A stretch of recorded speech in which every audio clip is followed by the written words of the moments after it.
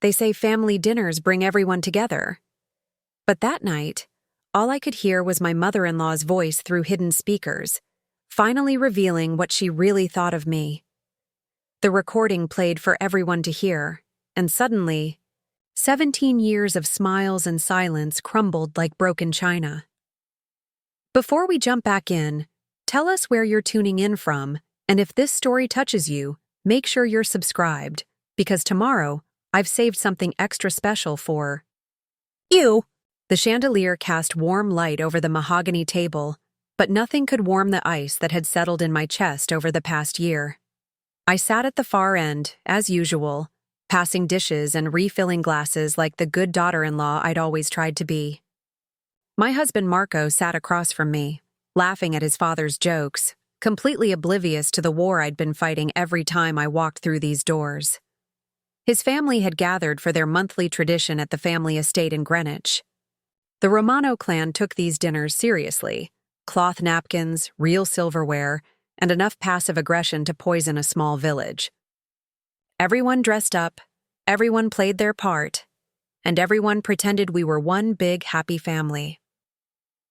My daughter Sophia sat beside me, her dark eyes already reading the room like she'd learned to do over the years. At 15, she had inherited my ability to see through facades, though I wished she hadn't needed to develop that skill so young. She wore the navy dress we'd picked out together, and I noticed how she avoided eye contact with her grandmother Elena, who held court at the head of the table like a queen surveying her subjects. Marco's brothers, Vincent and Anthony, flanked their mother, their wives hanging on their every word.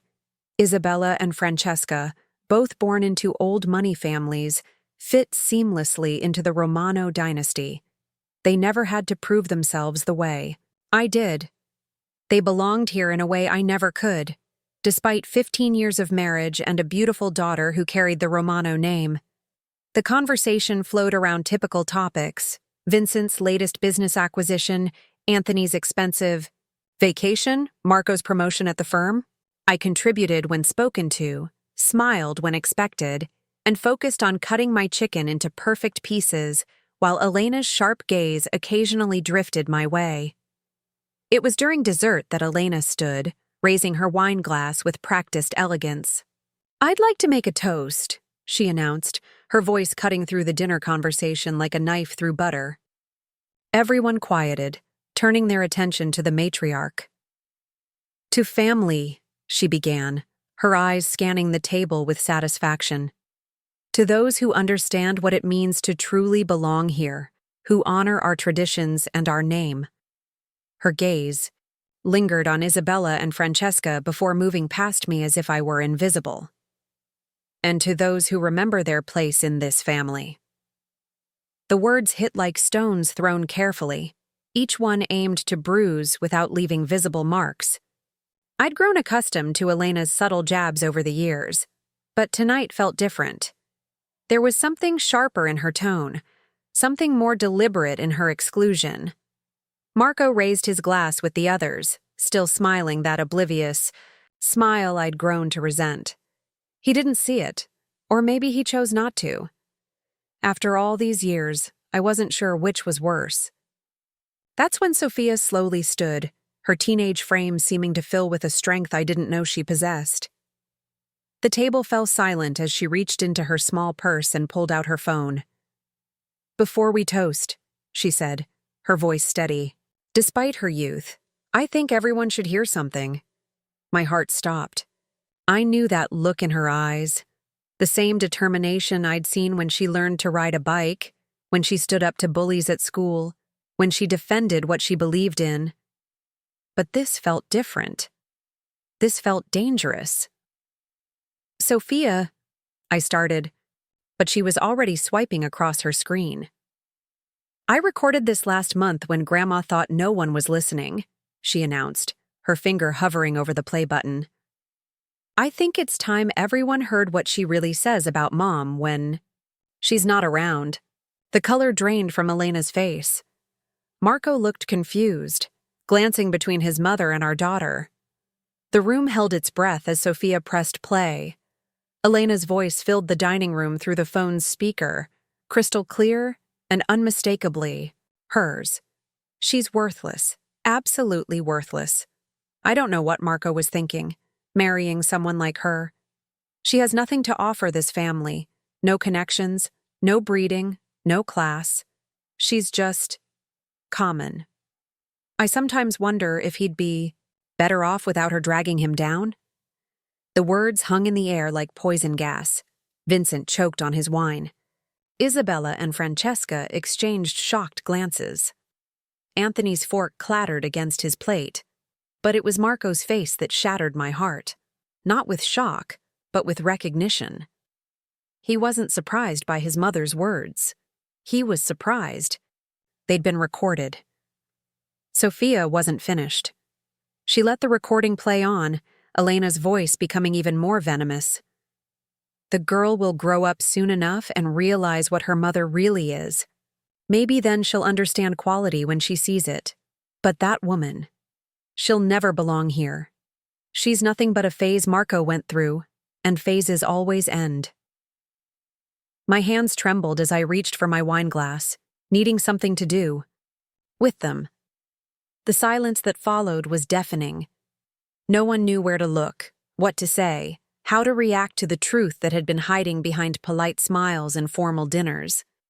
Elena recovered first, her face flushing with anger and embarrassment. "How dare you?" she began, standing so quickly her chair nearly toppled. Preparing and narrating this story took us a lot of time, so if you are enjoying it, subscribe to our channel. It means a lot to us. Now back to the story. "No," Sophia interrupted, her voice growing stronger. "How dare you? How dare you say those things about my mother? She sacrificed everything for this family. She gave up her career when Dad was starting his practice. She planned every birthday, every holiday, every celebration. She's been nothing but kind to all of you, and this is how you talk about her?" Marco finally found his voice. "Sophia, that's enough," he said, but his tone lacked conviction. "Is it?" she challenged, turning to face her father. "Is it enough, Dad? Because I've heard plenty more. Want me to play the recording from Christmas, when Grandma told Uncle Vincent that Mom wasn't good enough to be seated at the main table? Or maybe the one from Easter when she said Mom's family was trashy?" I felt the walls of the dining room closing in. 15 years of buried resentments, swallowed insults, and silent endurance were spilling out like wine from a broken glass. This wasn't how I'd imagined my truth would finally surface. Not through my teenage daughter's brave but reckless act of defiance. But as I looked around the table at the shocked faces, at Elena's pale complexion, at Marco's inability to meet my eyes, I realized something profound was happening. For the first time in 15 years, the Romano family was seeing me, really seeing me. Not the quiet wife who cooked and cleaned and smiled on command, but the woman who had been systematically diminished and devalued by their silent approval of Elena's cruelty. Vincent cleared his throat, breaking the spell. "Mom, I think—" "Don't!" Elena snapped, but her usual commanding presence had evaporated. She looked smaller somehow, exposed in a way I'd never seen before. "Don't say anything. This is exactly what I was talking about. No class, no respect for family privacy." "Family privacy?" Sophia laughed, but there was no humor in it. "You mean family secrets? The way you've been secretly tearing down my mother for years while pretending to care about family unity?" I stood then, my legs shaky, but my resolve hardening like concrete. "Sophia, enough," I said quietly. "You've made your point." But as I spoke, I caught sight of Marco's expression. He wasn't angry at his mother for saying those things about me. He was angry that Sophia had exposed them. That revelation hit me harder than any of Elena's recorded insults ever could.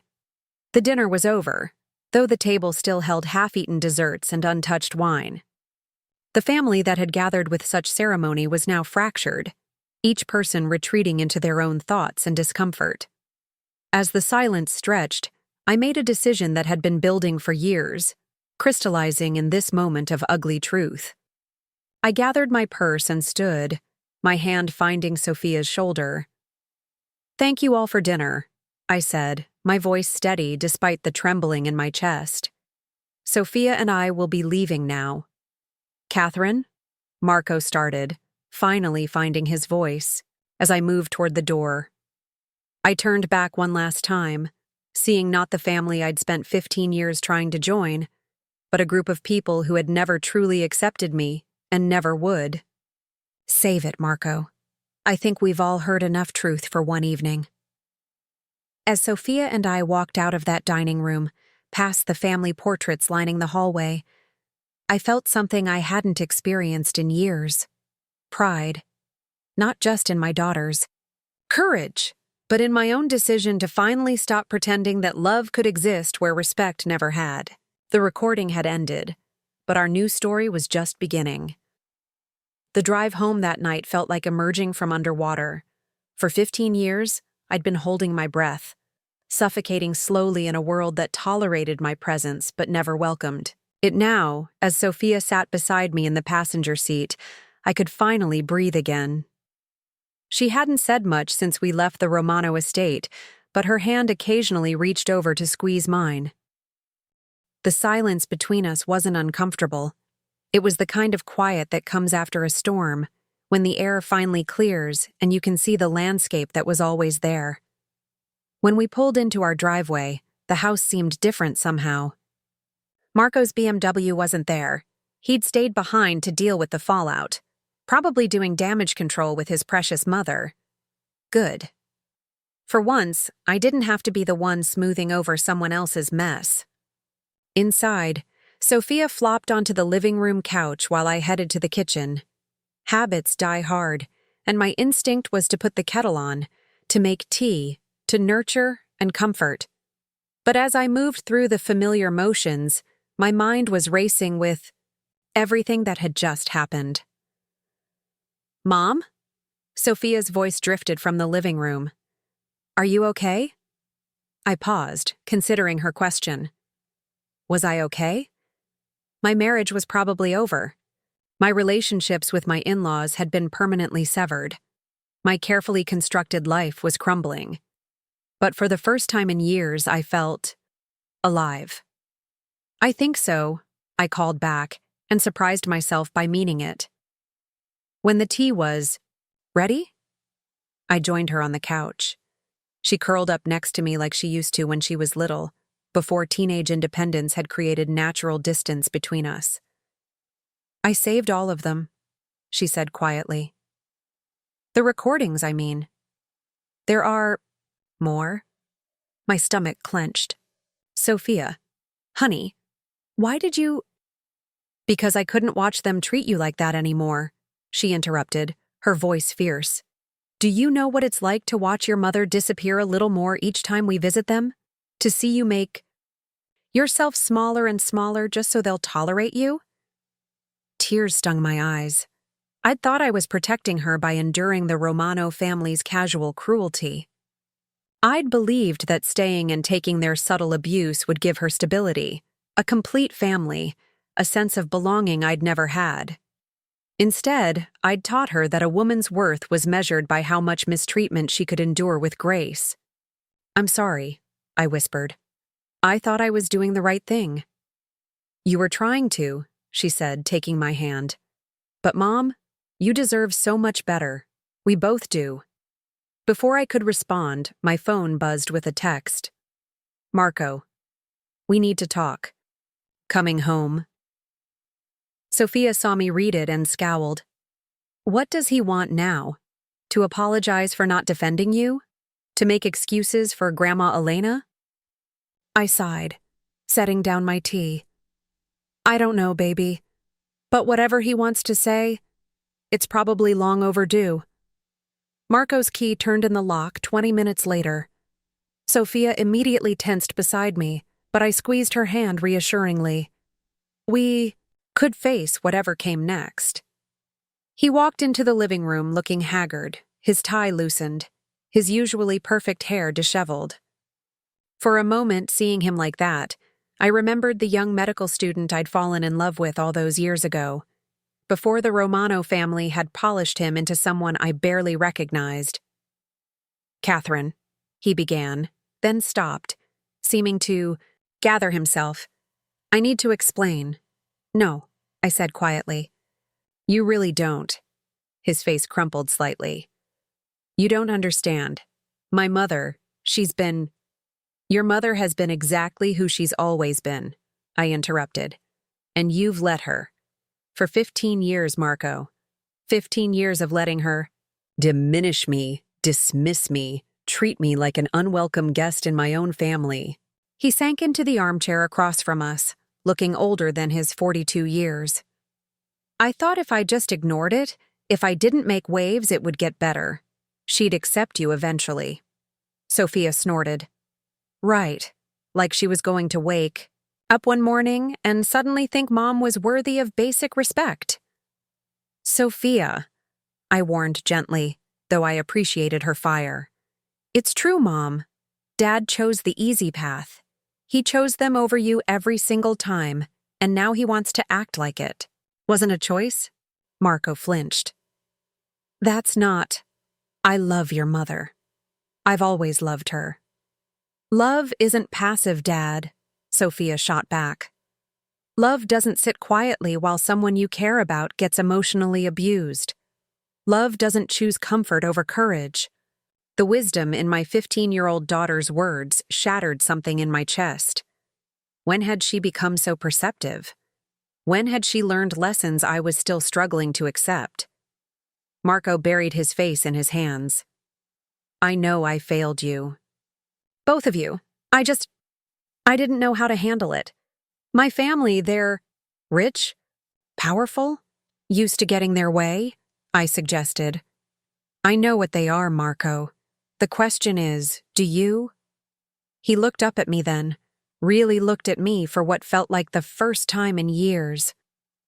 "She wants me to convince you not to leave." "My mother.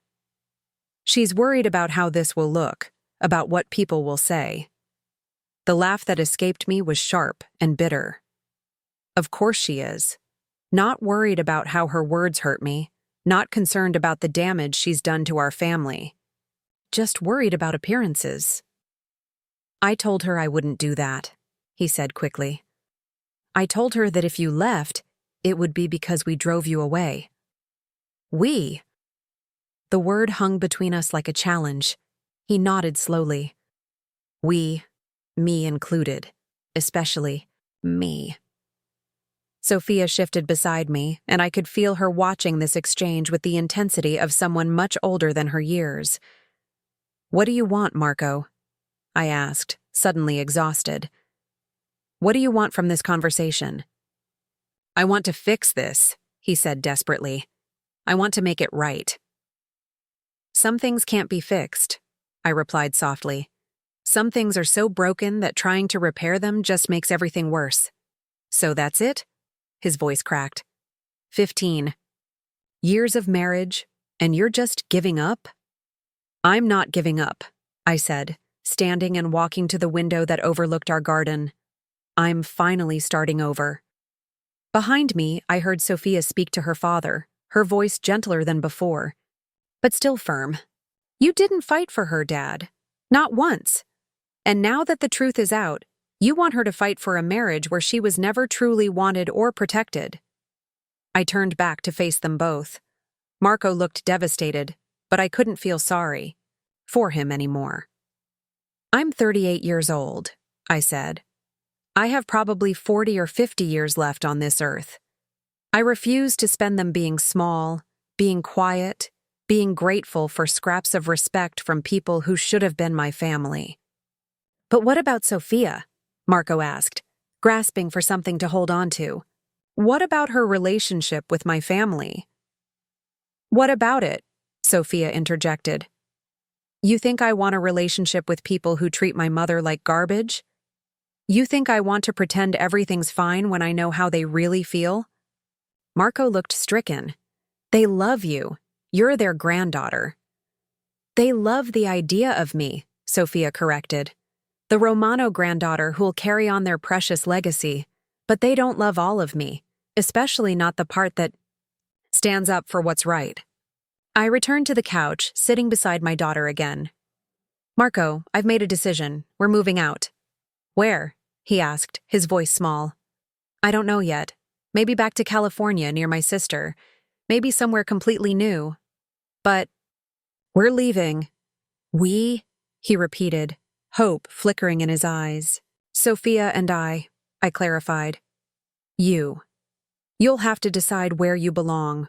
With us, starting fresh without your family's influence, or with them, maintaining the status quo. The silence stretched between us. Finally, Marco stood. I need time to think. Of course you do, I said, not unkindly. You've had 15 years to think about what kind of husband and father you want to be.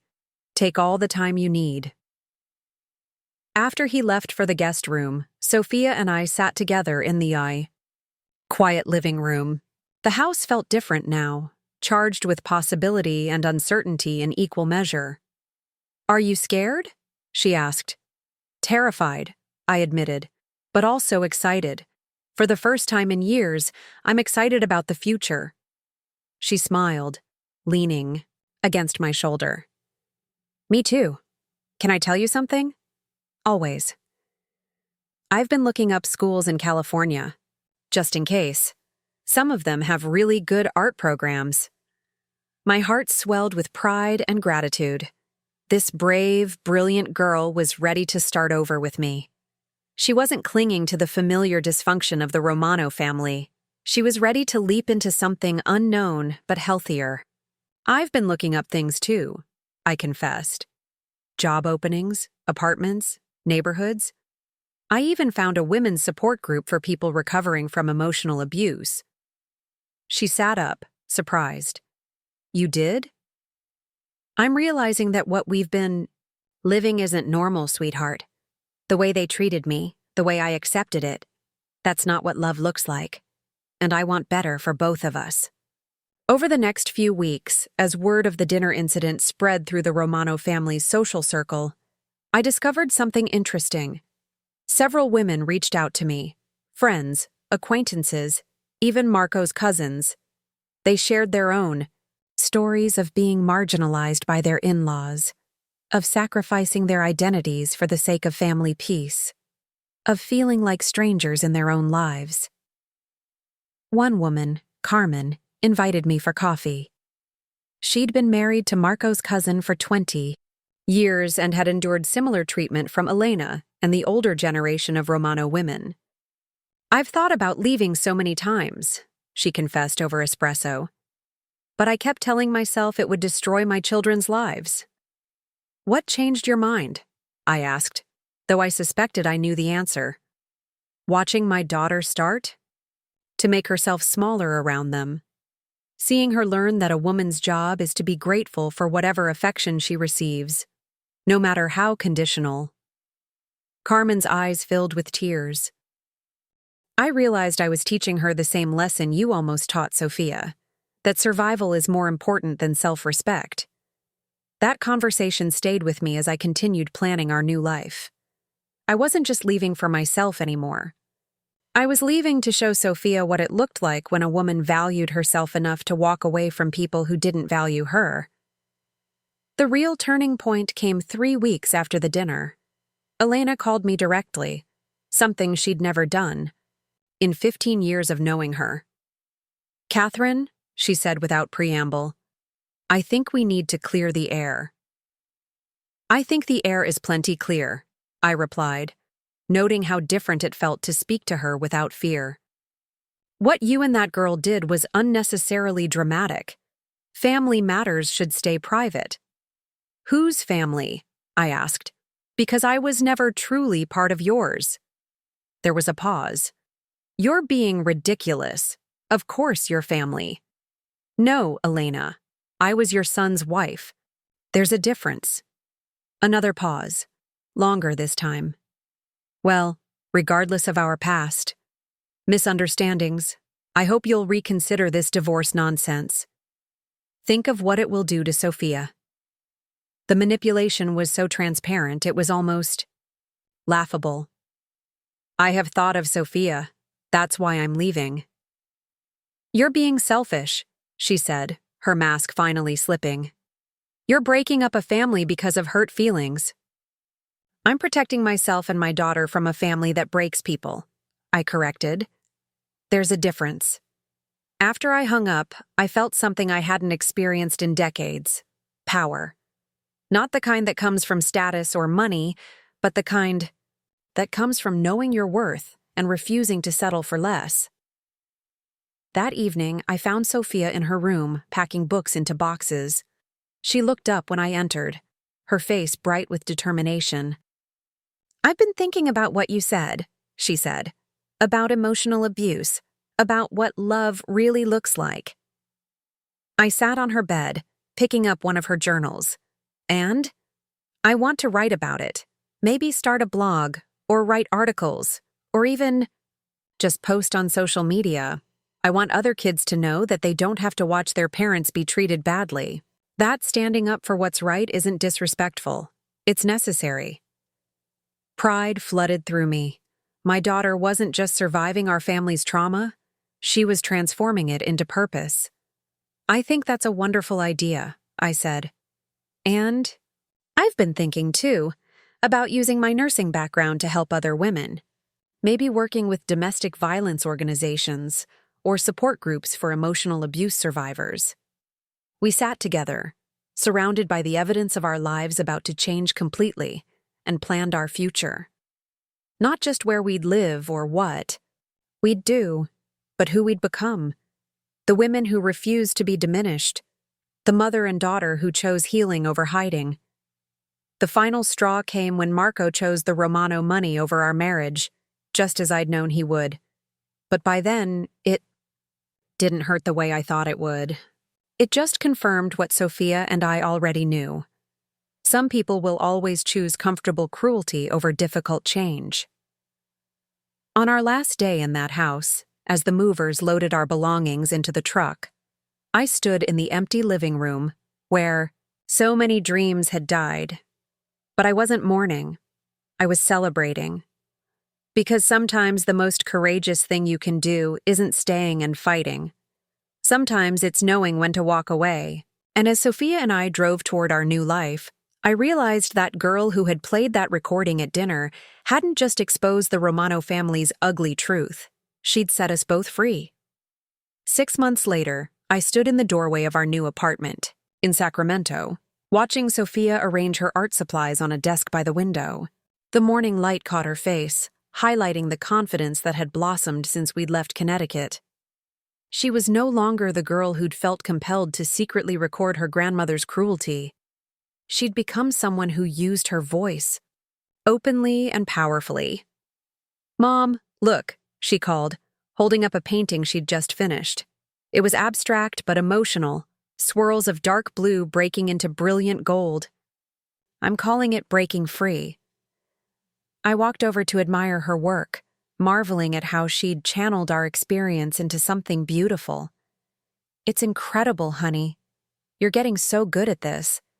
She smiled, then glanced at the laptop open beside her.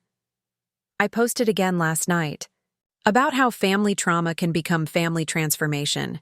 It got over 1,000 likes already." Her blog, Truth in Progress, had become a beacon for young people dealing with toxic family dynamics. She wrote with a wisdom that sometimes startled me, sharing our story while also interviewing other teens who'd found the courage to speak up about family dysfunction. Most remarkably, she'd connected with other children of emotional abuse who were healing alongside their parents. "I'm so proud of you," I said, meaning it in ways that went beyond her artistic talent or writing ability. I was proud of who she was becoming, someone who transformed pain into purpose. My own transformation had taken a different but equally meaningful path. After we'd settled in Sacramento, I'd connected with Dr. Maria Santos, a therapist who specialized in recovering from narcissistic family systems. Through our work together, I'd learned to recognize patterns I'd been blind to for decades. You were parentified in your marriage, Dr. Santos had explained during one of our sessions. You took responsibility for everyone else's emotions while neglecting your own needs. That's not love. That's survival. The words had hit me like lightning. I'd spent so many years believing that enduring mistreatment meant I was strong, that staying meant I was committed. But I'd been trauma-bonded to dysfunction, mistaking familiarity for safety.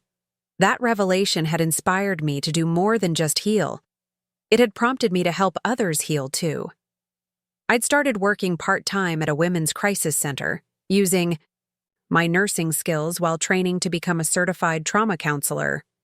The work was hard, often heartbreaking, but it gave my experience meaning beyond just personal growth. One afternoon, while Sophia was at her weekly art therapy group, something she'd chosen for herself, I received an unexpected call. The number looked familiar, but I couldn't place it. "Catherine, it's Vincent, Marco's brother." I nearly dropped the phone. Vincent had been a silent witness to his mother's cruelties, never defending me, but never actively participating either. His call was the last thing I'd expected. "Hello," I said cautiously.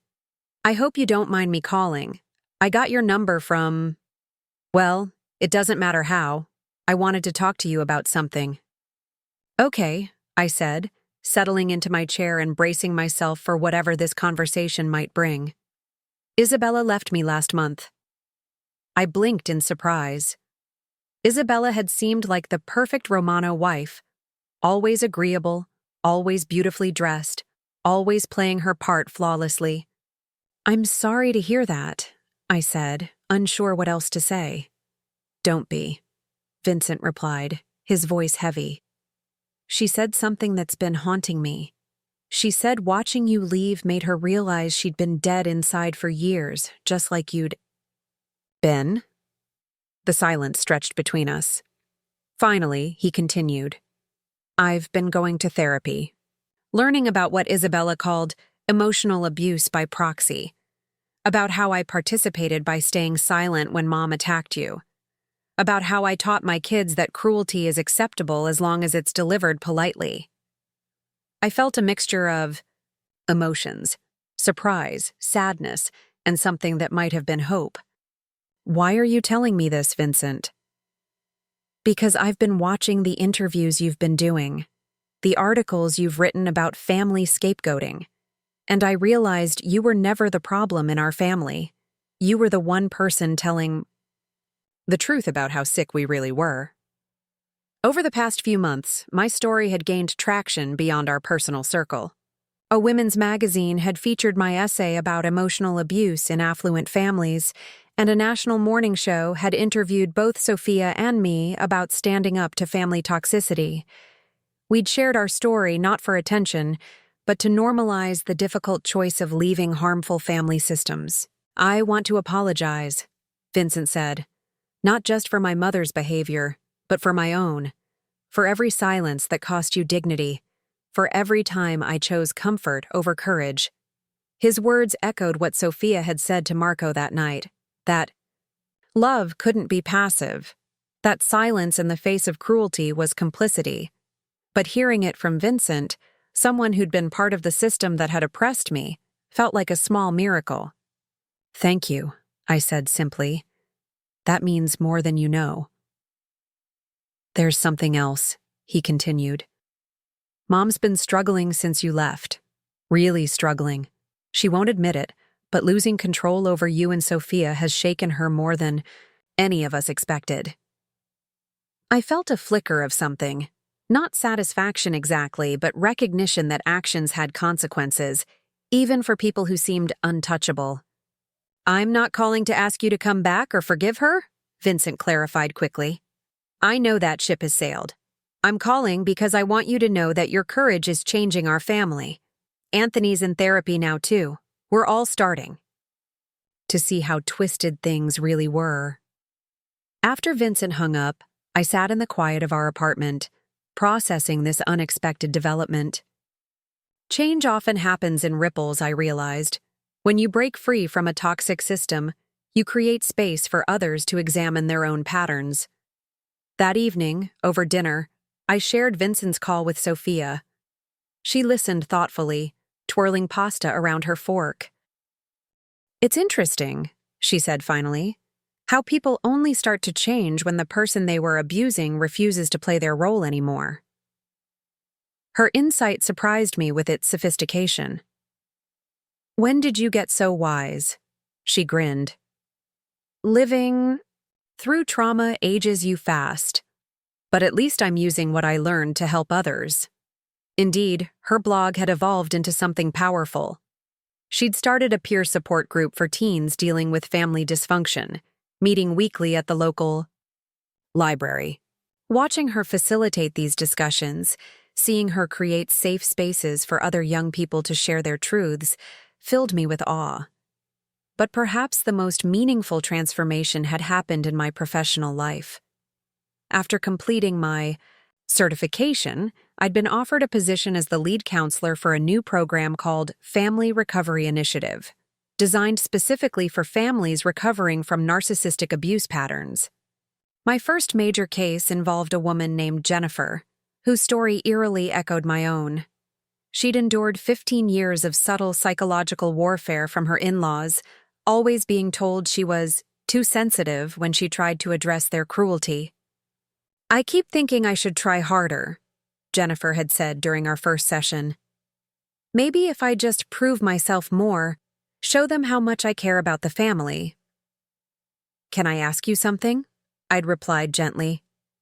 "Have you ever seen them treat anyone else the way they treat you?" She'd paused, really considering. "No, they're lovely to everyone else." "Then the problem isn't your effort, it's their choice, and you can't fix someone else's choice to treat you badly."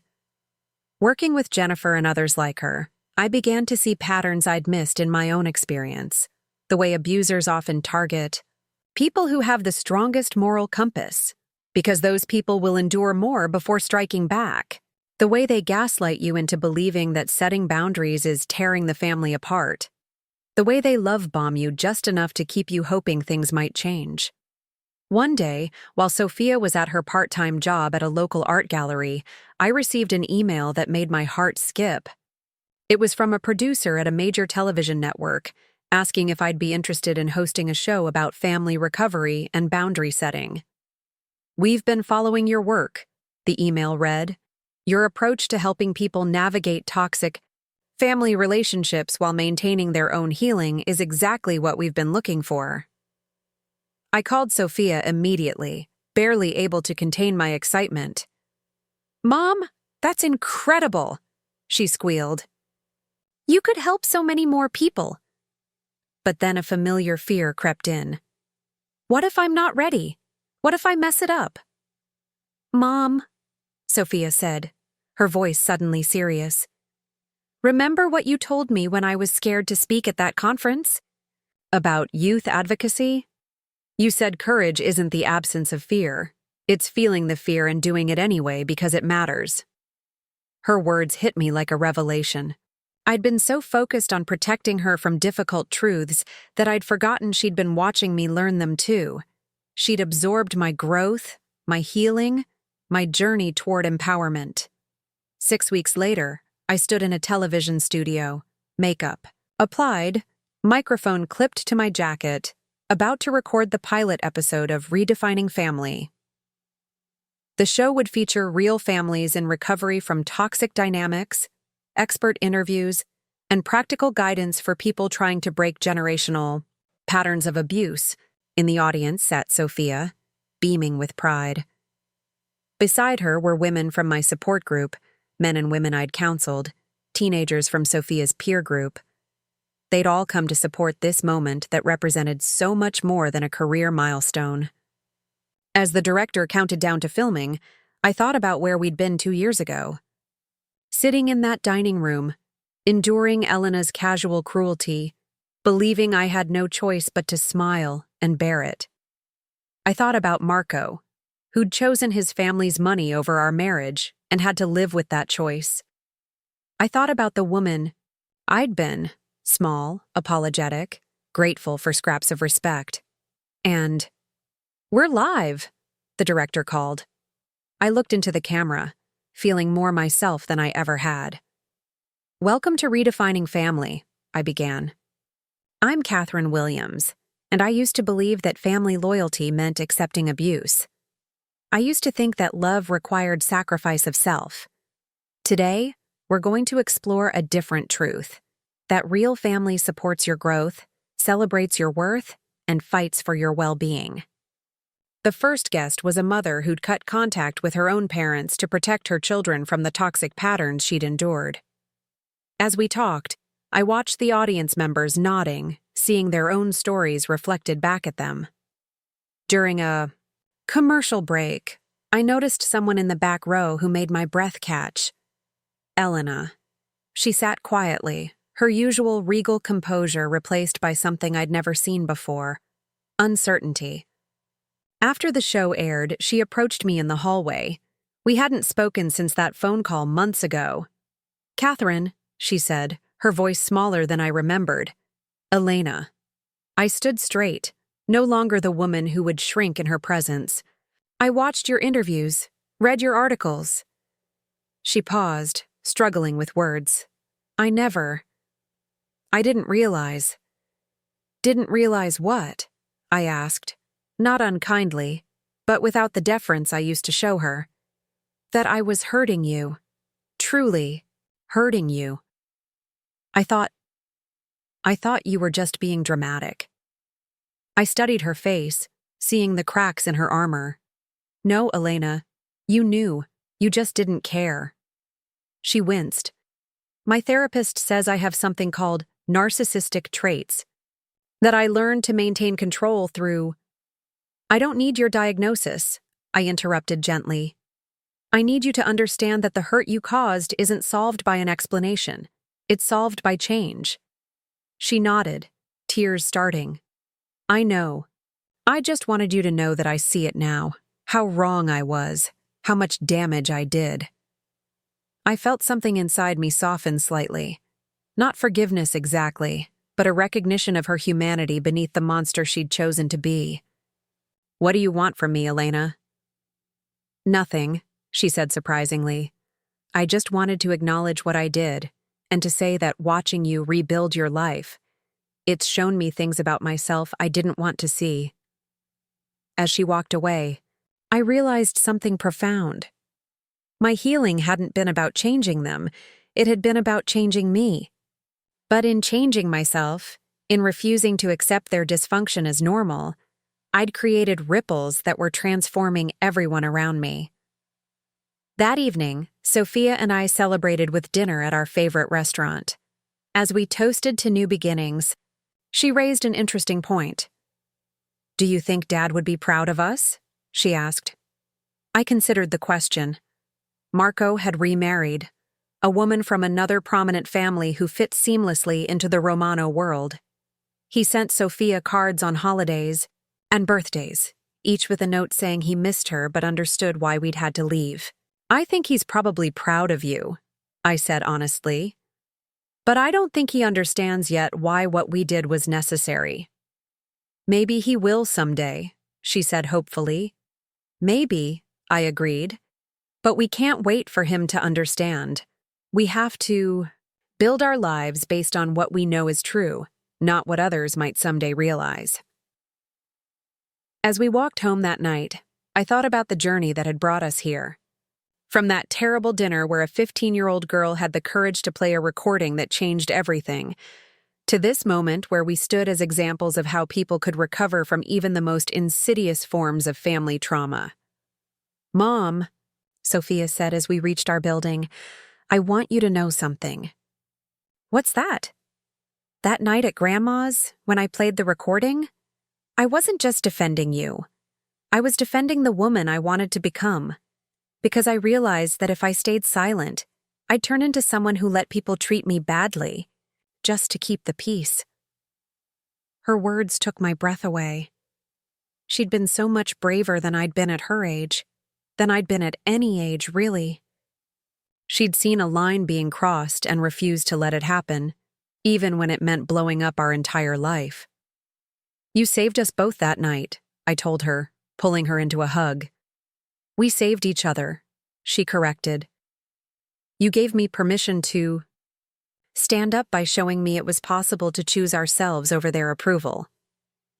As we stood there under the streetlights, I felt a profound sense of completeness. Not because our story was finished, we still had so much growing and healing ahead of us, but because we were finally the protagonists of our own lives, instead of supporting characters in someone else's narrative. The recording had ended that terrible dinner with devastating truth. But it had begun our real story, the one where we wrote our own lines, chose our own ending, and refused to let anyone else direct our lives. And that story was just getting started. 2 years after leaving Connecticut, I stood before an audience of 500 people at the National Conference on Family Recovery. The auditorium in Denver was packed with therapists, social workers, survivors, and advocates, all gathered to discuss revolutionary approaches to healing from family trauma. My keynote speech, titled From Scapegoat to Strength, Rewriting Your Family Narrative, had been scheduled as the closing address. Beside me on the stage sat 3 other presenters who had become dear friends. Dr. Amara Okafor, a psychiatrist specializing in narcissistic family systems; James Morrison, a former cult member who'd escaped fundamentalist control; and surprisingly, Vincent Romano, who'd dedicated himself to studying the psychology of family enablement after his own awakening. When my daughter pressed play on that voice recording, I began, my voice steady and clear. She didn't just expose my mother-in-law's cruelty. She exposed the entire family's investment in maintaining a lie, that abuse could be normalized as long as it was dressed in wealth and tradition. The audience leaned forward. Many of them had traveled across the country to hear these stories, desperate for proof that escape and recovery were possible. But here's what I've learned in my journey from victim to advocate. The real transformation doesn't happen when you leave the toxic system. It happens when you refuse to carry that system within you. I clicked to my first slide, showing a photo of Sophia and me at a recent art exhibition where she'd displayed a series called Inherited Trauma, Chosen Healing. Each piece showed the same figure, sometimes broken, sometimes healing, sometimes soaring. My daughter, who you'll hear from shortly, has become a powerful voice for young people breaking generational patterns. But her courage didn't emerge in spite of our trauma. It emerged because she saw that trauma could become a catalyst for profound change. The presentation that followed wove together our personal story with the scientific research I'd immersed myself in. I explained how scapegoat children often become the truth tellers in dysfunctional families, how breaking free requires grieving the family you thought you had, and how building a new identity means learning to trust your own perceptions. Again. When Sophia took the stage, the energy in the room shifted.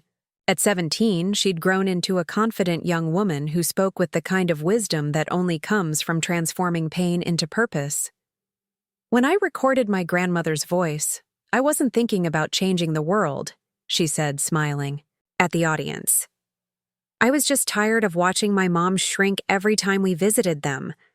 But that one moment of courage, pressing record, and later, pressing play, it changed everything.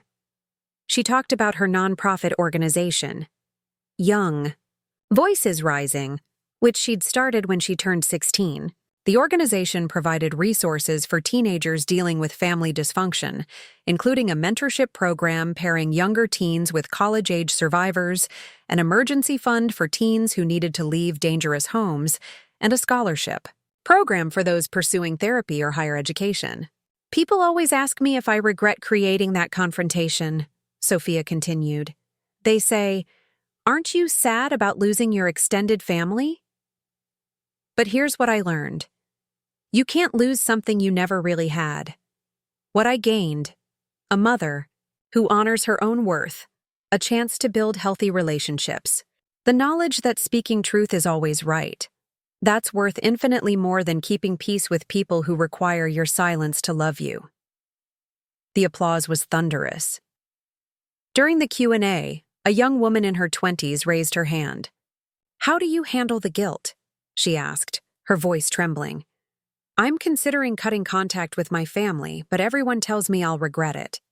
They say family is everything. Blood is thicker than water." Sophia leaned into the microphone. "You know what the full quote actually is? The blood of the covenant is thicker than the water of the womb. It means the bonds you choose are stronger than the ones you're born into. And as for guilt, guilt is often just love mixed with someone else's expectations. Learn to separate the two." I watched my daughter field question after question with grace and insight, marveling at the young woman she'd become. Her path hadn't been easy. She'd dealt with anxiety, identity questions, and the challenge of rebuilding her entire social world. But she'd done it with courage and authenticity that inspired everyone around her. After the conference, Vincent approached us during the reception. Our relationship had evolved into something unexpected. Not quite friendship, but a mutual respect born from shared growth. "Catherine, I wanted you to know," he said. "Marco's been asking about you. About this work you're doing." I felt a familiar twinge, not of longing, but of sadness for what might have been.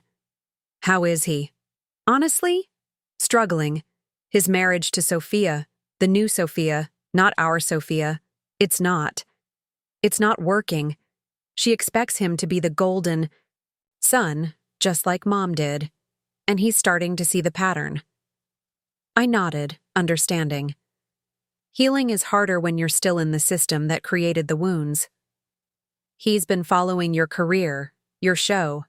He tells people his ex-wife is doing important work, but he won't admit why you had to leave to do it."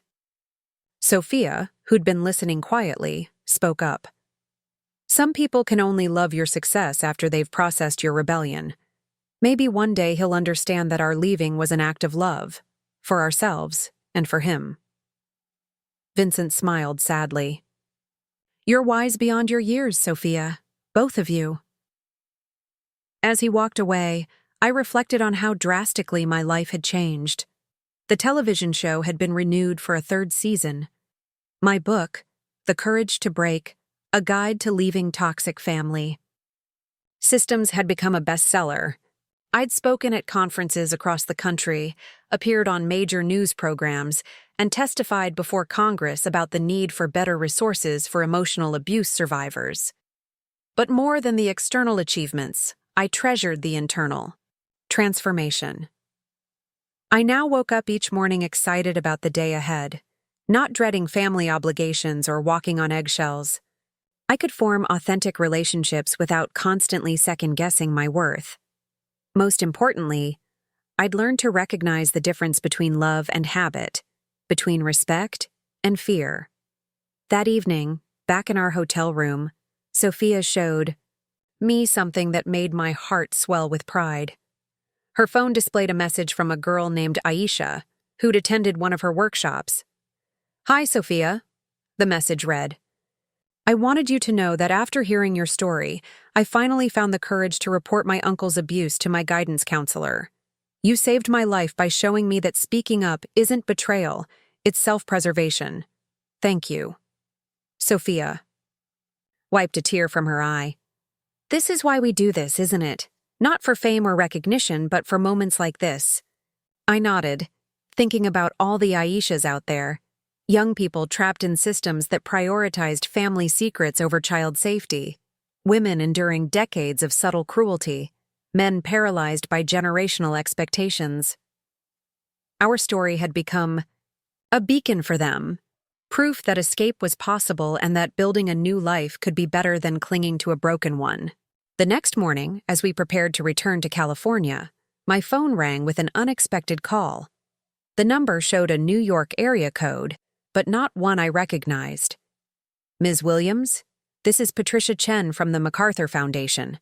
We'd like to discuss a potential collaboration regarding your work with family trauma recovery." My hands began to shake. The MacArthur Foundation? The organization famous for its genius grants? Substantial funding for innovative work and social change? We've been following your multi-platform approach to healing family trauma, Patricia continued. Your combination of media outreach, clinical work, policy advocacy, and grassroots organizing represents exactly the kind of systemic thinking we support. 20 minutes later, I hung up the phone in a daze. They wanted to fund a comprehensive national initiative, training programs for therapists, educational curricula for schools, support networks for survivors, and policy changes to protect children in emotionally abusive homes. Mom? Sophia looked at me with concern. What's wrong? You look like you've seen a ghost. They want to give us funding, I whispered. Significant funding, to expand everything we're doing, nationally. She whooped with joy, grabbing my hands and dancing around the hotel room. Mom, do you realize what this means? How many people we could help? As the initial shock wore off, I felt a profound sense of coming full circle. From the woman who'd sat silently through years of abuse, accepting it as the price of belonging, to someone positioned to change how society handles family trauma, the journey felt almost surreal. But it wasn't surreal. It was the natural result of choosing authentic power over borrowed peace, of deciding that our personal healing wasn't complete until we'd helped others find their way out of the darkness too. Over the following months, as we developed the national initiative, which we named Truth and Restoration, I found myself reflecting on the ripple effects of that moment when Sophia had pressed play. Vincent had become an advocate for other family enablers seeking redemption. Elena had started therapy and was slowly acknowledging the harm she'd caused, not to win us back, but to break the cycle that had shaped her own relationship with power. Marco had reached out once, sending a brief email. I watched your TED Talk. I finally understand why you had to leave. I'm starting therapy to work on why I couldn't protect you. I'm proud of both of you, even though I have no right to be. But perhaps the most unexpected development came from Isabella, Vincent's ex-wife. She'd started her own organization, working specifically with wealthy women trapped in emotionally abusive marriages where money and social status made leaving particularly complicated. You showed me that being comfortable and being happy aren't the same thing, she told me during a chance meeting at a fundraising event. I spent 20 years being comfortable in a beautiful cage. It took watching you break free to realize. The cage door was never actually locked. I'd just been too afraid to turn the handle. As I prepared for another speaking engagement, this time at Harvard Medical School, I found a letter in my mailbox that stopped me cold. The return address showed Elena's elegant script. Inside, her handwriting was less steady than usual. Catherine, I will not insult you by asking for forgiveness. What I did to you was unforgivable, but I wanted you to know that your courage has forced me to look in mirrors I'd avoided for 70 years. I've enrolled in a program for people who've perpetrated emotional abuse. I'm learning that my need to control and diminish others came from feeling powerless myself, though I had every advantage in life. Your daughter's recording destroyed my ability to pretend I was a good person who just had high standards. I was a wounded woman who wounded others to feel powerful. I don't expect a response. I just wanted you to know that your refusal to remain a victim has created a chance for me to stop being a perpetrator. Elena. I read the letter 3 times, feeling a complex mixture of emotions. Not forgiveness.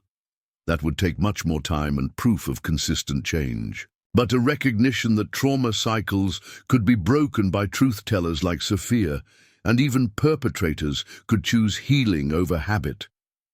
That evening, as I tucked the letter away, Sophia knocked on my door.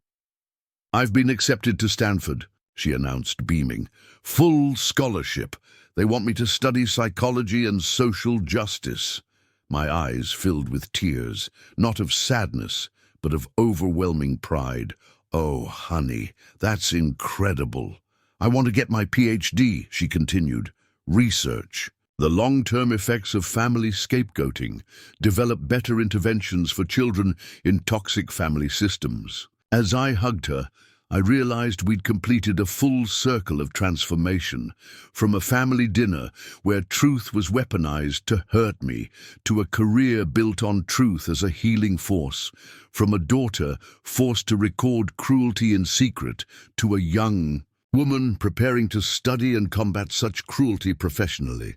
"Do you know what I'm proudest of?" I asked her. "What?" "That you didn't just survive what happened to us. You used it to become someone who prevents it from happening to others." 6 months later, as I stood before the United Nations Human Rights Council, presenting our research on family-based emotional abuse as a public health crisis, I thought about the woman I used to be. The one who believed that enduring abuse was love, that keeping family secrets was loyalty, that shrinking herself was the price of belonging. That woman had been replaced by someone who understood that true belonging means being accepted for who you are, not who you're willing to pretend to be. That love doesn't require enduring cruelty, and strength isn't measured by how much pain you can absorb without complaint. As I concluded my presentation to polite applause, I spotted Sophia in the audience. Now 18, she radiated confidence and purpose. After the session, she approached me with tears in her eyes. "Mom, do you realize what you just did? You presented our family's story to world leaders as an example of why emotional abuse needs to be recognized internationally." I laughed, still somewhat amazed by the journey. "When you played that recording at dinner, did you ever imagine it would lead here?" "No," she admitted, "but I knew it would lead somewhere important. Because I'd learned from watching you that staying silent about truth doesn't protect anyone, it just protects the lie." As we walked out of the UN building, I thought about all the people who might hear our story and find the courage to press their own play button, to speak their truth, leave toxic situations, build healthier lives. Not because it was easy, but because it was necessary.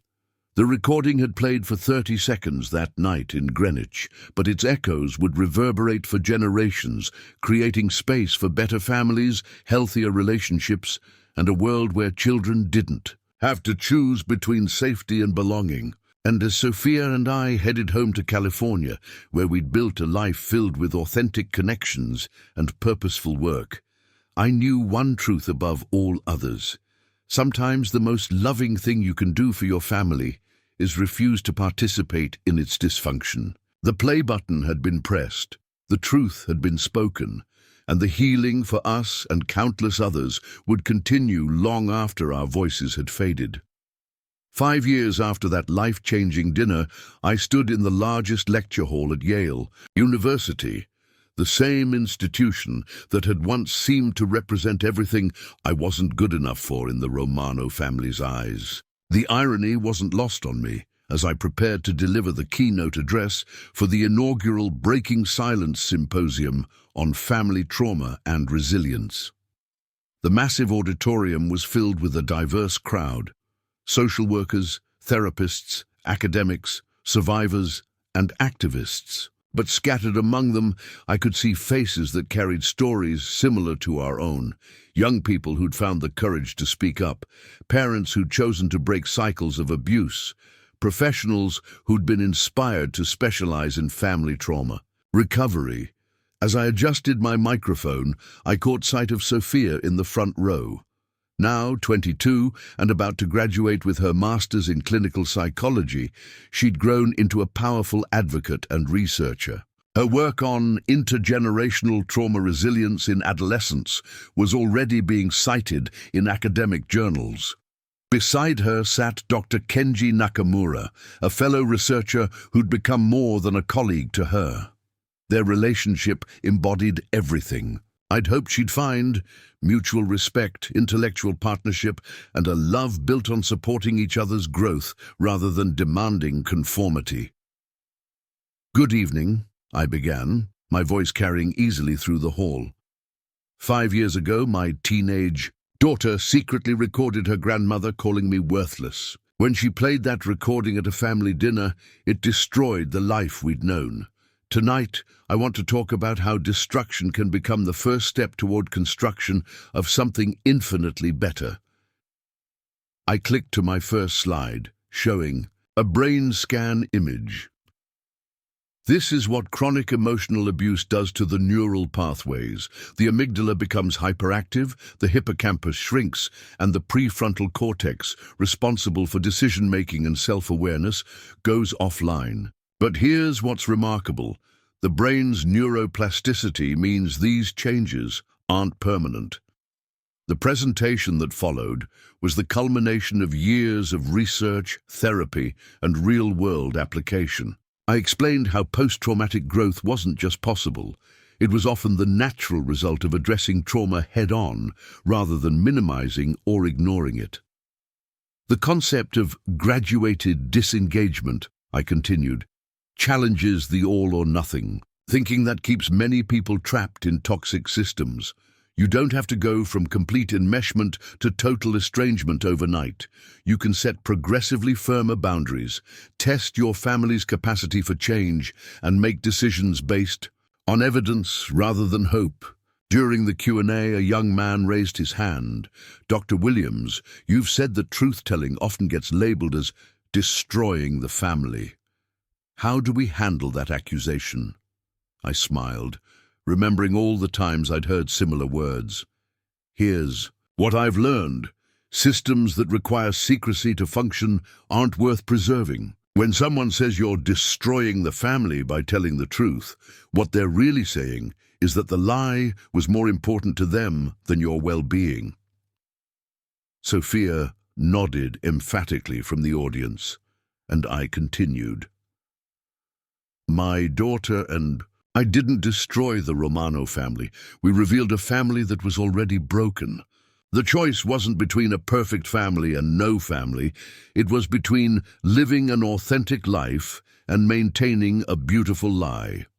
After the presentation, we were swarmed by attendees wanting to share their stories, ask questions, or simply express gratitude. One woman, probably in her 50s, waited until the crowd thinned before approaching. "Dr. Williams," she said softly, "I need to tell you something. I was at that dinner." My breath caught. After all these years, I rarely encountered anyone from that night. "I was Macy's college friend," she explained. "I witnessed everything: Eleanor's toast, Sophia's recording, the aftermath. I was so uncomfortable, but I didn't know what to do." She paused, tears forming. "Watching what happened to you changed my life. I went home and had a conversation with my own daughter about our family dynamics. We discovered patterns I'd never seen, the way my mother-in-law subtly undermined me, how my husband's silence enabled it. We started family therapy. We changed everything." She handed me a photo of 3 women of different generations, all smiling genuinely at the camera. "This is my daughter, my granddaughter, and me. We broke the cycle because you and Sophia showed us it was possible." Later that evening, at the intimate reception following the symposium, I found myself in conversation with Dr. Patricia Ling, Yale's Dean of Social Sciences. She was a formidable woman in her 60s who'd built her career studying systems of oppression in various cultures. "Catherine," she said, "I have a proposition for you." She explained that Yale was launching a new interdisciplinary program called the Center for Family Systems and Social Justice. They wanted to offer me a position as its founding director. "We need someone who can bridge the gap between academic research and grassroots advocacy," she explained. "Someone who understands trauma from both personal experience and professional expertise." The offer was staggering: a full professorship, substantial research funding, and the opportunity to shape how future social workers, therapists, and policymakers understood family trauma. As I stood there, overwhelmed by the magnitude of the opportunity, Sophia appeared at my elbow. "Mom, are you okay? You look like you need air."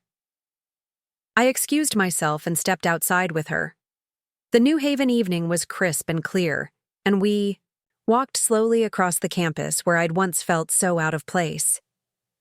"They've offered me a position," I told her, "at Yale, to start a new center." Her eyes widened. "Mom, that's incredible. You'd be shaping the future of trauma research and treatment. But it would mean moving back to Connecticut, being closer to them." Sophia stopped walking and faced me. "Do you know what I think? I think you've healed enough that geography doesn't define you anymore. You're not running from the Romanos. You're running toward your purpose." Her words hit deep. Over the past 5 years, I'd built a life free from the Romano family's influence. But now I was being offered a chance to transform the very institution they'd always used to make me feel inferior. "Besides," Sophia added with a grin, "Kenji got into Yale's PhD program. I was hoping to follow him here anyway." I laughed, shaking my head at how perfectly life sometimes aligned. "When did you become the wise one in this relationship?" "I learned from the best," she replied, hugging me tightly. 3 months later, I found myself moving back to Connecticut, but this time on entirely different terms.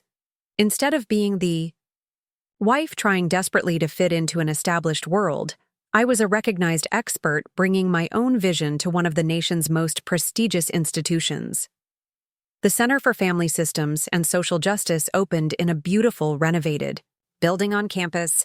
Our mission statement, which I'd crafted with input from survivors across the country, read, "To advance understanding of family trauma while developing innovative interventions that honor both individual healing and systemic change."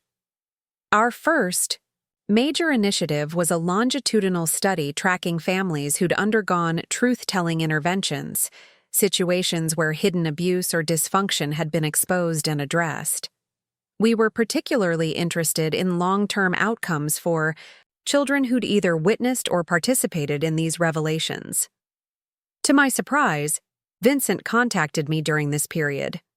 He'd moved to Boston and was working with a nonprofit focusing on preventive mental health for children in high-conflict families. "Catherine," he said during our phone call, "I wanted you to know that what happened at that dinner, it saved my children." Watching Sophia stand up like that, seeing the consequences of our silence, it made me realize what I was teaching my kids about conflict and truth. He paused, gathering courage. "My oldest son came to me last year about bullying at school. Because of that night, because of what you and Sophia did, I knew to take him seriously. We addressed it immediately. He's doing well now." These connections were becoming more common. Our center was receiving messages from people whose lives had been changed not by our professional work, but by our original story. The ripple effects of one moment of courage continued to expand. One particularly meaningful development was our collaboration with tech companies to develop apps and online resources for young people in dysfunctional families. Sophia, now completing her PhD, was leading a project creating secure digital spaces where teens could document abuse, connect with trained counselors, and access legal resources. "The isolation is often the worst part," she explained during a press conference announcing the platform. "When you're gaslit constantly, you start doubting your own perception. Having somewhere to record what's really happening and having others validate your experience can be life-saving." But perhaps the most powerful moment came during our center's first annual conference. As I was giving a presentation on redefining family loyalty, I noticed someone in the back row who made my heart skip. Elena. She looked older, frailer than when I'd last seen her. After my presentation, she approached slowly, using a walking cane. "Catherine," she said quietly, "thank you for your work." I waited, unsure what she wanted to say. "I've been following your research on perpetrator accountability. I've been participating in a study at Massachusetts General. They're tracking people like me, family members who've caused harm and are trying to make amends." She paused, her voice shaking slightly. The recordings Sophia made. They were the first time I heard my own voice, really heard it. The cruelty was undeniable. "What do you want, Elena?" I asked, not unkindly, but without the deference I once showed her. "I want you to know that I've donated significantly to your center, not because I think money erases harm. It doesn't. But because your work is preventing other families from experiencing what I did to yours." She reached into her purse and pulled out an envelope. "This is a letter for Sophia. I'm not asking her to read it or respond. But I wanted her to know that her courage didn't just expose me. It gave me a chance to become better." After she left, I held the envelope, feeling its weight, both physical and emotional. That evening, I gave it to Sophia, who read it privately. "She doesn't ask for forgiveness," Sophia told me later. "She just acknowledges, fully. No minimizing, no excuses." And she talks about how that night changed her entire understanding of family dynamics. "How do you feel about that?" I asked. Sophia considered carefully. "Grateful.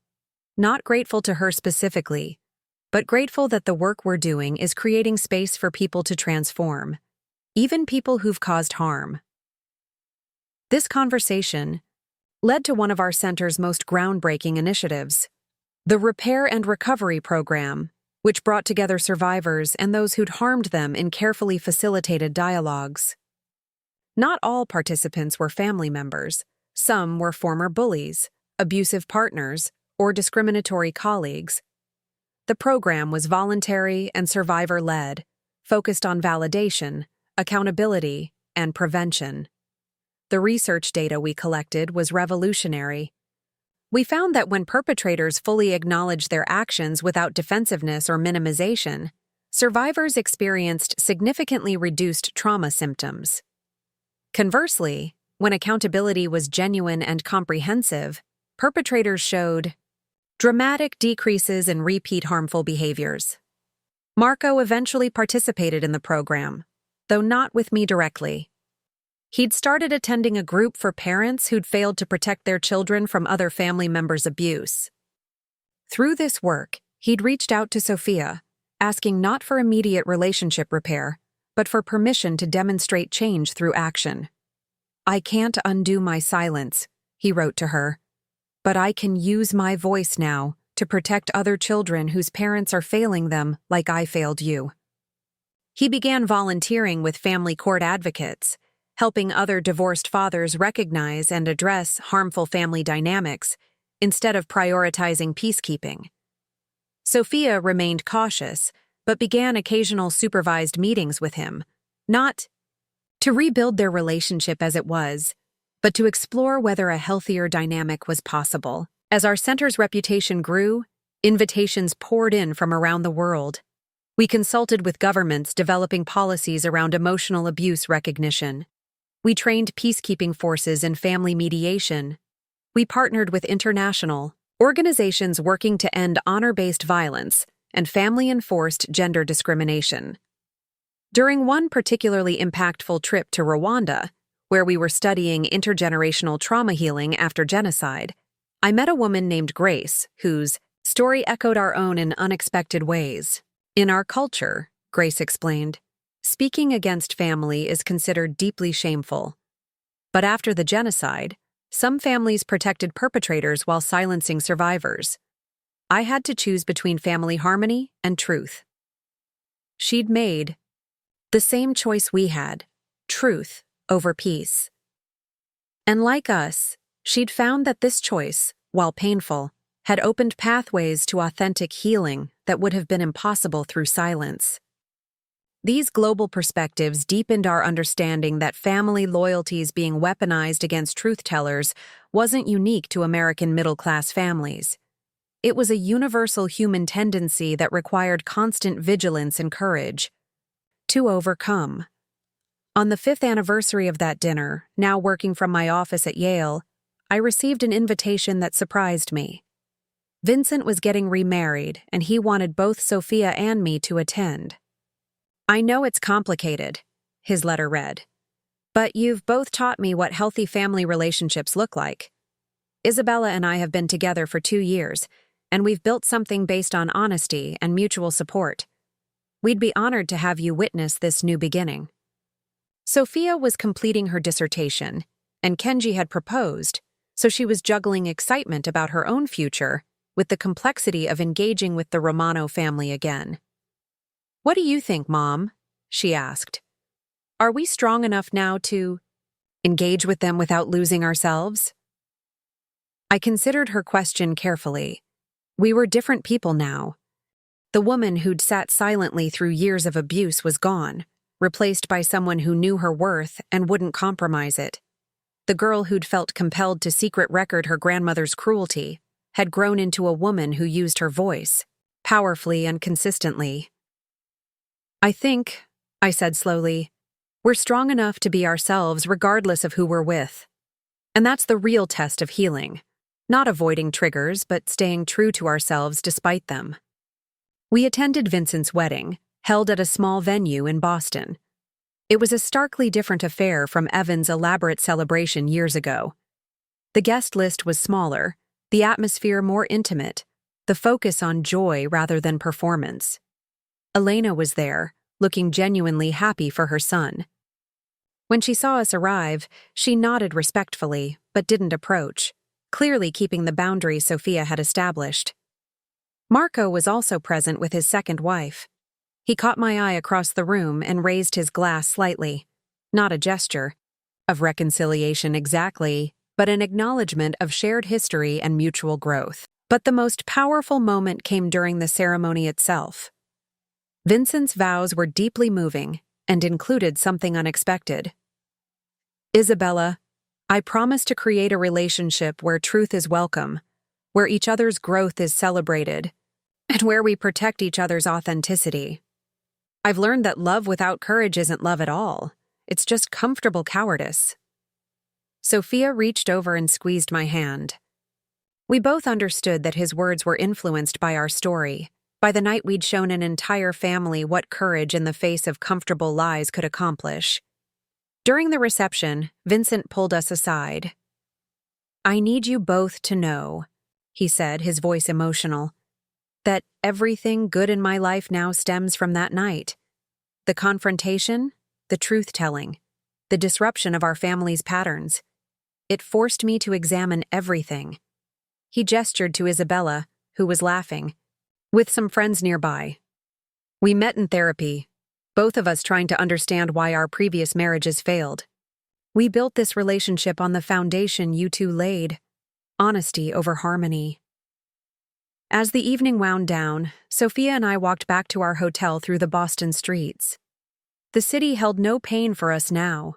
Our wounds had healed enough that we could be anywhere without being triggered back into old trauma responses.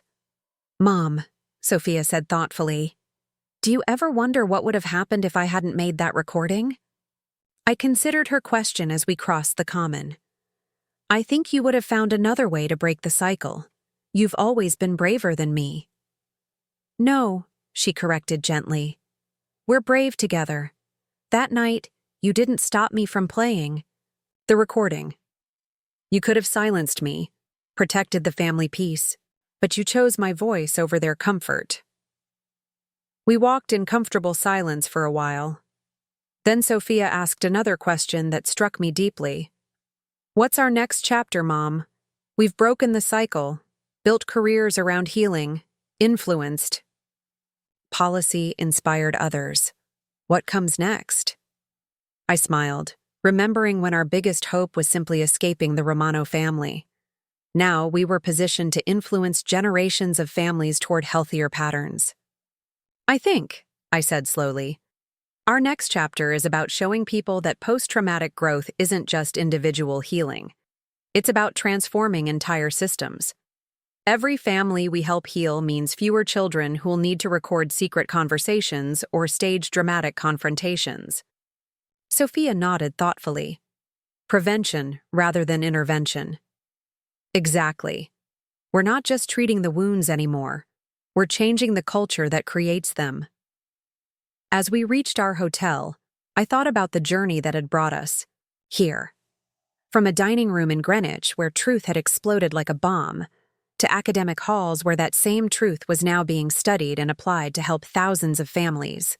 The recording had played for less than a minute that night, but its echoes would continue reverberating for generations, creating a world where children wouldn't need secret recordings to be believed, where families would choose growth over secrets, and where love would be measured not by what you endured, but by what you cultivated together.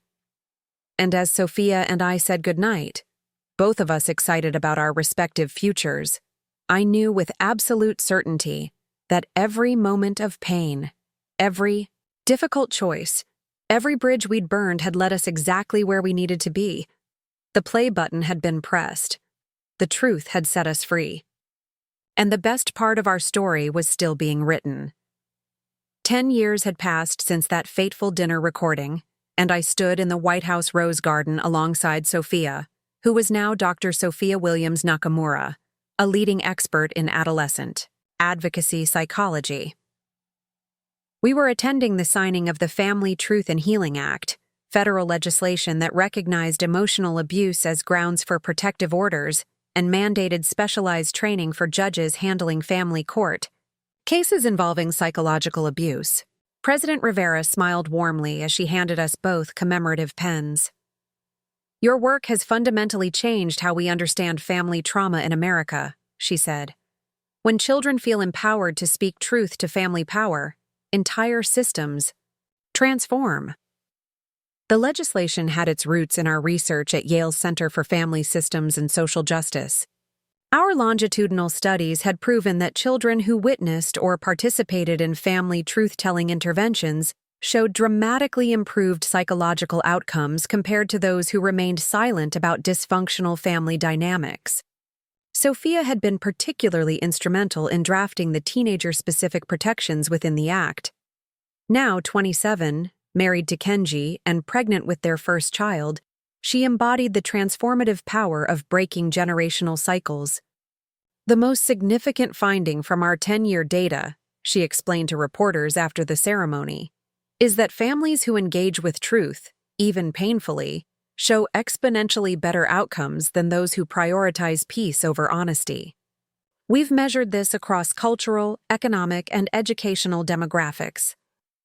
That evening, we attended a reception where survivors from across the country shared their stories. Among them was Dr. Amelia Rodriguez, a woman whose teenage daughter had live-streamed her father's verbal abuse, sparking a national conversation about emotional violence in the digital age. "My daughter's stream was viewed by millions," Amelia explained to the gathering. "At first, I was mortified. The exposure, the judgment. But those viewers became a support network that I never could have imagined. The transparency forced accountability that decades of private conversations never achieved." Her story reminded me how different our own revelation might have been in today's social media landscape. Sophia's recorded evidence had been contained to one dinner table, but modern teenagers had the power to broadcast family dysfunction instantly to massive audiences. As the reception continued, Vincent approached with surprising news. "Catherine, Sophia, there's something you should know.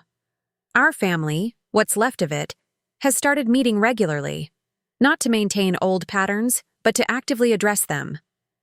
He explained that Elena, now 78, had proposed family therapy sessions with a specialist in multi-generational trauma. She insisted we call them accountability circles rather than family therapy. She said the former implies responsibility, while the latter suggests everyone shares equal blame. Vincent's growth continued to amaze me. He'd become a respected voice in restorative justice, particularly focusing on family systems that perpetrated emotional harm. His marriage to Isabella thrived specifically because they'd rejected the Romano template of relationship dynamics. "There's something else," he continued, glancing at his mother across the room. "Elena wants to speak with you, Sophia. Not tonight. She knows this is your moment, but soon. She has something to propose." Sophia considered this carefully. Does she understand that any conversation would be on my terms without expectations of relationship repair? She does. In fact, she insisted on it. Later that night, back in our hotel in Georgetown, Sophia and I debriefed the day's events. She sat cross-legged on the bed, one hand resting on her growing belly, the other scrolling through messages of support from colleagues worldwide. "I've been thinking," she said thoughtfully, "about legacy. Not just ours, but the legacy we're helping others create." She showed me her phone, displaying a video message from Aisha, the young woman who'd first found courage through Sophia's workshops years earlier. Now a social worker herself, Aisha had just opened a residential program for teenagers fleeing emotionally abusive homes. "Every person we've touched has gone on to touch others," I observed. "It's like an exponential equation of healing." "That's actually what I want to discuss with you," Sophia said, setting her phone aside. "Kenji and I have been talking with some tech entrepreneurs about developing an AI-assisted platform for family conflict resolution." She outlined their vision, a system that could recognize patterns of emotional abuse in family communications, provide real-time resources for victims, and connect families ready for change with appropriate interventions. "Imagine if there was an app that could have detected what Grandma Elena was doing years before we had to resort to secret recordings," she said excitedly. "Imagine if parents received alerts when their communication patterns showed signs of psychological manipulation." The concept was revolutionary, using technology not to invade privacy, but to create early warning systems for family dysfunction. They'd already received preliminary funding from several major tech companies interested in ethical AI applications. Meanwhile, my own work had evolved beyond the academic realm. The center had partnered with international organizations to develop global standards for recognizing and addressing family-based emotional abuse. We'd consulted on legislation in 12 countries and trained thousands of professionals in trauma-informed family intervention. But perhaps most meaningfully, I'd been approached by the Vatican to serve on a committee examining emotional abuse within religious families. The Catholic Church, facing its own reckoning with abuse, had specifically requested experts who understood how sacred institutions could be weaponized to enforce family secrecy. "We need people who've experienced the intersection of spiritual authority and family dysfunction," Cardinal Martinez had explained during our initial meeting. "People who understand how faith can be twisted to silence truth-tellers." This work proved both challenging and healing.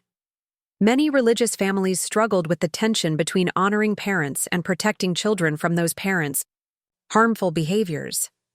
Our committee developed theological frameworks that supported truth-telling while honoring spiritual values, proving that God's love didn't require accepting abuse as divine testing.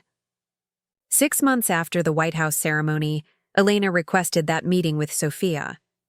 They met at a neutral location, a quiet cafe near Yale campus, with me present but in an observational role only.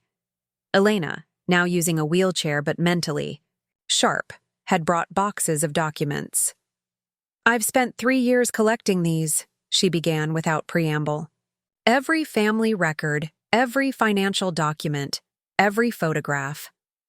I'm creating a comprehensive account of our family's dysfunction." She opened one box, revealing meticulous notes written in her familiar handwriting. "I'm documenting every instance I can remember of emotional manipulation, financial abuse, and psychological cruelty within the Romano family. Going back generations." Sophia leaned forward, intrigued. "Why are you doing this?" "Because I've learned that accountability without action is just self-indulgence," Elena replied. "I'm creating a resource for future generations of our family, a guide to recognizing and interrupting these patterns." She showed us detailed family trees with annotations beside each person's name, describing their particular contribution to family dysfunction or, in some cases, their attempts to break the cycle. "I'm also establishing a foundation," Elena continued, "funded entirely from the family wealth that was accumulated partly through the labor of women like you, Catherine. Women who were never truly compensated for their contributions. The foundation, she explained, would specifically support women leaving psychologically abusive marriages where financial entanglement created barriers to escape. But it would also fund research into preventing such dynamics from developing in the first place. This isn't about redemption, Elena clarified, looking directly at Sophia. I can't undo the harm I caused, but I can use the resources I have to prevent similar harm. Sophia was quiet for a long moment. Finally, she spoke. Grandma, what you're proposing sounds valuable. But I need you to understand something. This work can't be about assuaging your guilt or fixing your legacy. It has to stand on its own merits. Elena nodded firmly. I know. That's why I'm structuring the foundation so that I have no ongoing control. Once established, it will be run by an independent board of experts. In family trauma, she paused, then added, I've requested that you and your mother be offered positions on that board, though I understand if you decline. This conversation marked a turning point. Not toward family reunion or reconciliation in any traditional sense, but toward a new model of accountability that prioritized impact over relationship repair. Over the following year, as the foundation took shape, I found myself reflecting on the broader implications of our journey. We'd proven that exposing family dysfunction could lead to positive transformation rather than just destruction. More importantly, we'd shown that such transformations could ripple outward, influencing systems far beyond the original family.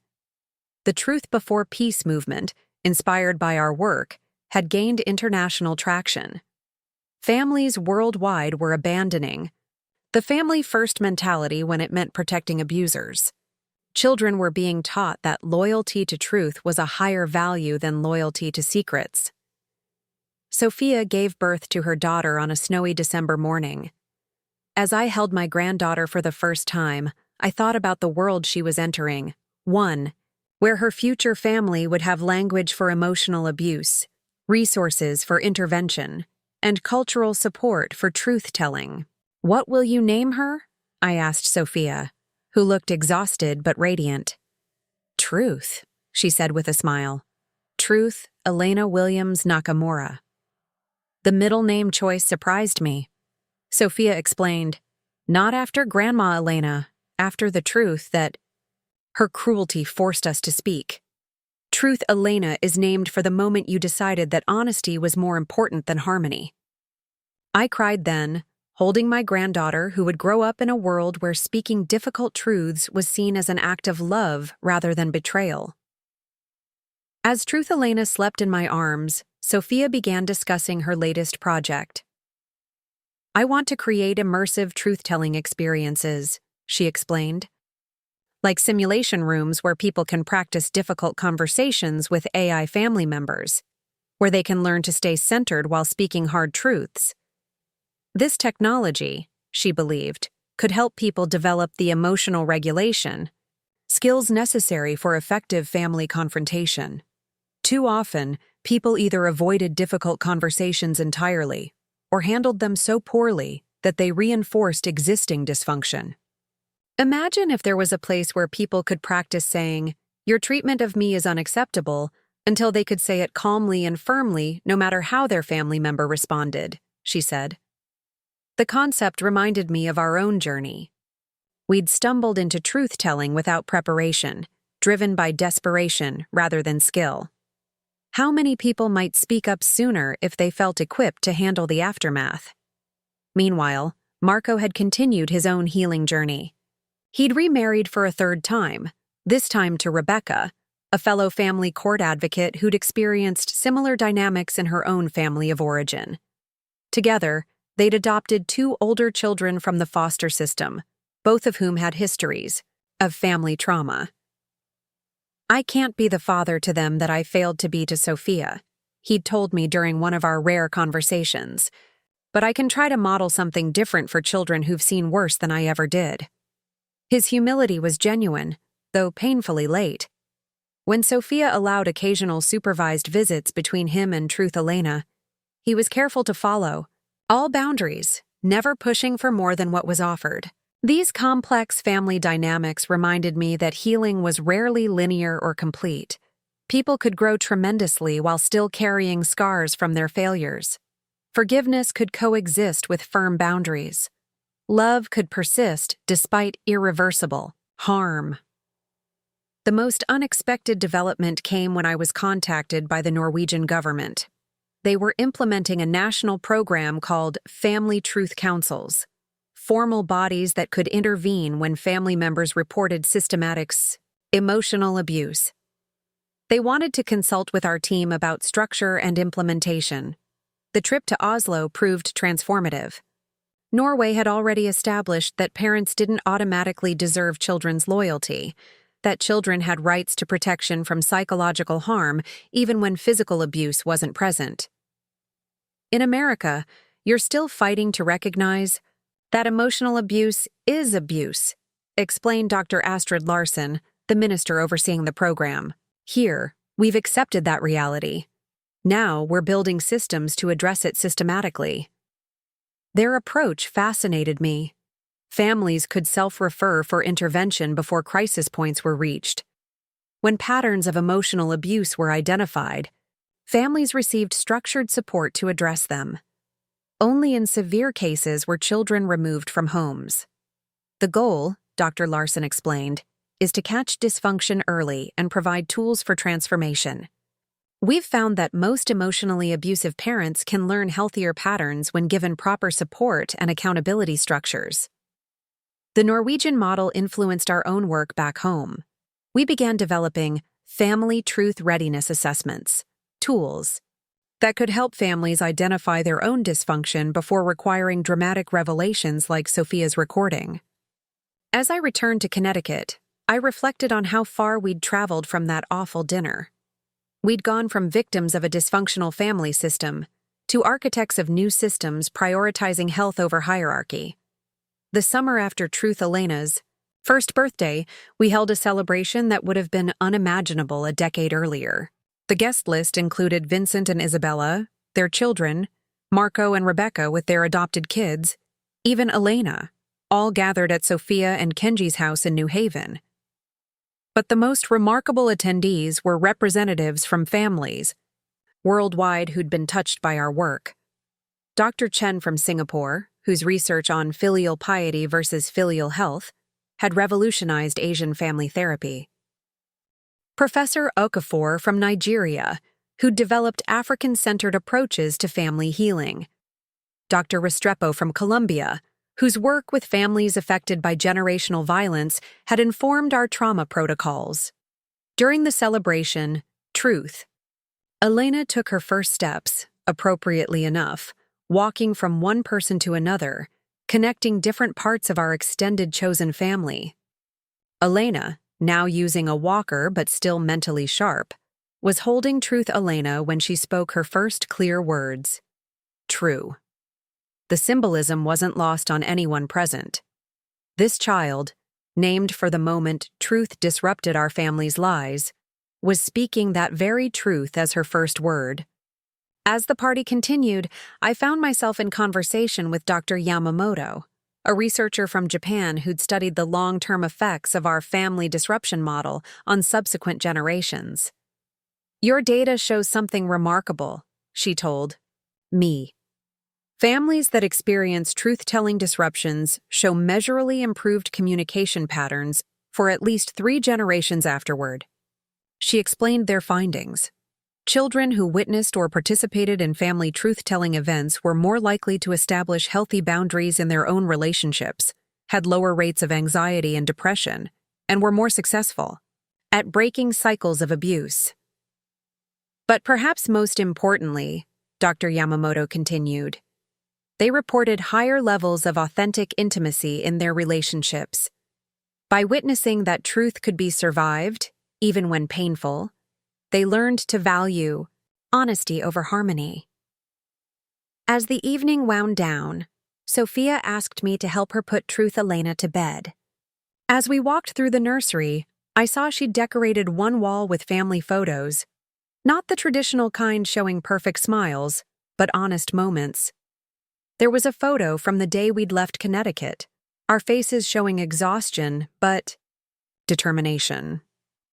Another from Sophia's graduation, both of us beaming with hard-won pride.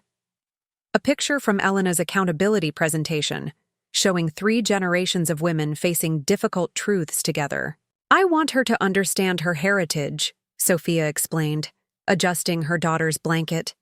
Not the heritage of secrets and suffering, but the heritage of courage and truth-telling.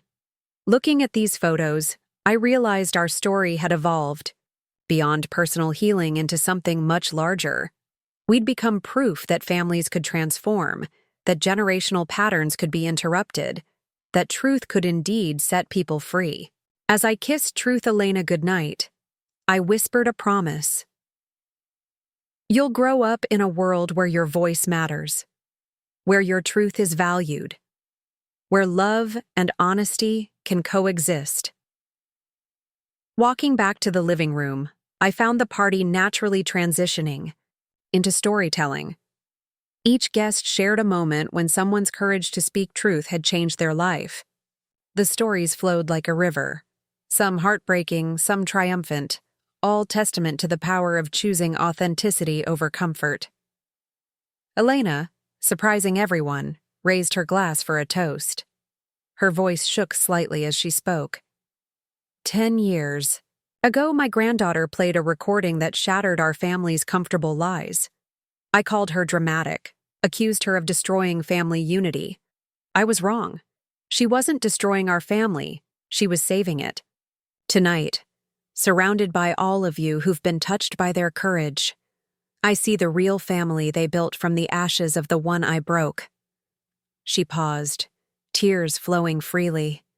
To Truth Elena, may she inherit a world where children never need to hide their parents' pain, where families choose growth over comfort, and where love is measured not by what we endure together, but by what we build together.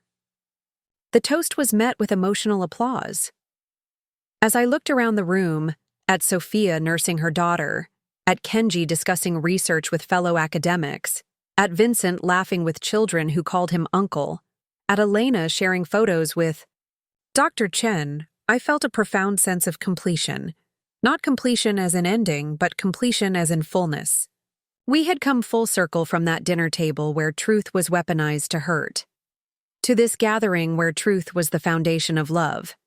The recording that had played for 30 seconds had echoed for a decade and would continue echoing for generations.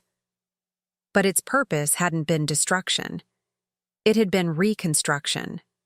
Rebuilding not just our family, but countless families who'd learned that courage was contagious, that truth was transformative, and that sometimes love meant saying the things that needed to be said, even when they broke everything you thought you knew. As the last guests departed and Sophia and I cleaned up together, she said something that crystallized everything. Mom, do you realize we've done something unprecedented? We've proven that family trauma can become family triumph. Not by forgetting the pain, but by transforming it into purpose. Looking at Truth Elena sleeping peacefully in her bassinet, surrounded by the quiet chaos of a well-lived life, I knew our work was far from finished. But I also knew that whatever challenges lay ahead, we would face them as we'd faced everything else, with truth as our compass, love as our fuel, and the unshakable knowledge that courage was always the right choice. The sound had played. The truth had been told. The healing would continue forever. Up next, you've got 2 more standout stories right on your screen. If this one hit the mark, you won't want to pass these up. Just click and check them out. And don't forget to subscribe and turn on the notification bell so you don't miss any upload from us.